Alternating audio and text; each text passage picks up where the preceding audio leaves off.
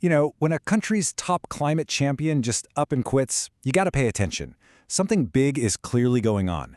Today, we're gonna unpack the story behind a really dramatic resignation that's put Canada's entire climate strategy right under the microscope. Okay, let's get into it. And there it is. Those are the words from the man at the center of it all, Stephen Guilbeault. I mean, this isn't some critic on the sidelines, right? This is the guy who was in charge, the former environment minister, the person whose job it was to build these climate policies. His resignation sent absolute shockwaves everywhere. So yeah, that's the big question we're tackling here. What on earth would make a guy who has spent his entire life fighting for the environment, first as an activist and then as a powerful minister, just get up and walk away from the cabinet table? We're going to break down exactly what happened. Okay, so first things first, let's talk about who this guy Stephen Guilbeault actually is. Long before he was ever a politician, he was a pretty famous activist with Greenpeace. I mean, this is a guy who literally scaled Toronto's CN Tower to hang a protest banner.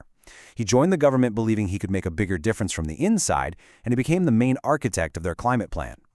So what was the breaking point? The final straw? Well, it all boiled down to one specific deal. It was a formal agreement, a memorandum of understanding between the federal government in Ottawa and the province of Alberta, which, as you know, is the heart of Canada's oil and gas industry. This one deal was the flashpoint for everything. Okay, this slide really breaks it down for us. It's all about the trade-offs. So on one side, you have what Ottawa was giving up, and it's a lot. They agreed to roll back their own key climate regulations, actively support a new oil pipeline, and even offer huge tax credits for carbon capture technology. And what did they get in return? Well, Alberta promised to beef up its own carbon pricing system and support a big carbon capture project. It's kind of like a classic negotiation, right? But you have to ask who really came out on top here.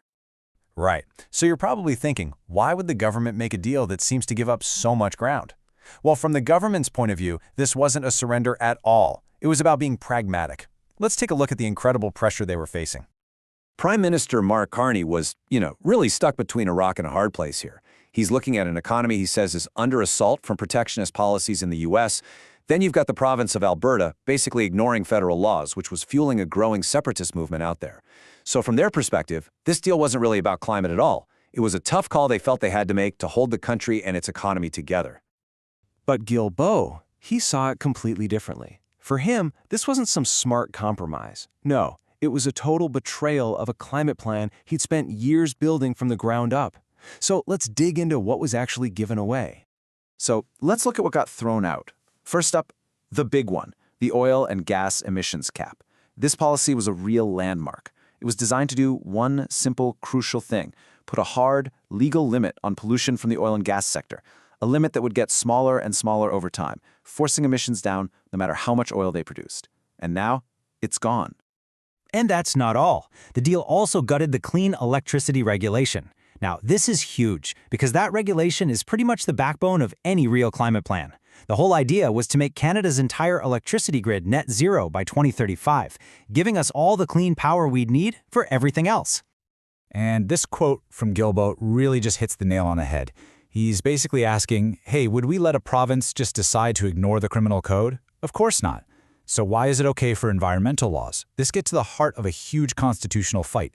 For him, this wasn't about whether the government could enforce the law. It was about whether they wanted to. And this is the part that's just, wow. This is what was lost. That number, 85 to 90%, that's how close Canada was to hitting its 2030 climate targets before this deal, according to independent analysis. It was the closest the country had ever been. So what's the government's new plan built around? It's all about this technology called carbon capture. You can kind of think of it like a giant vacuum cleaner for industrial pollution, sucking up CO2 before it can get into the atmosphere.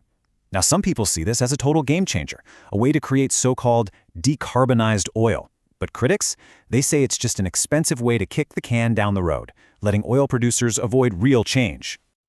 Okay, but here's where the math gets really tricky. First off, getting oil from the oil sands, it's already 10 times more polluting than other Canadian oil. 10 times. And after all this money in tech for carbon capture, it's only expected to cut those emissions by about 12%. Just 12. So for Guilbeault and a lot of others, the numbers just don't add up. So the fallout here is way bigger than just one minister quitting his job. This whole thing has really forced Canada to a major crossroads, not just on climate policy, but on its whole national identity. And get this, there's a huge political irony playing out. The whole deal was partly an attempt to calm down this small but growing separatist movement in Alberta. But the result? It's actually fired up a much bigger, more organized separatist movement in Quebec, Guilbeault's home province, where a lot of people feel completely betrayed by the move. And the dominoes just keep falling. Pretty much every expert now says Canada's going to miss its climate targets for 2030 and 2035. It's not just Guilbeault who's left, other top advisors are resigning too. And the craziest part? While all this is happening, oil sands production is set to hit a brand new record high next year.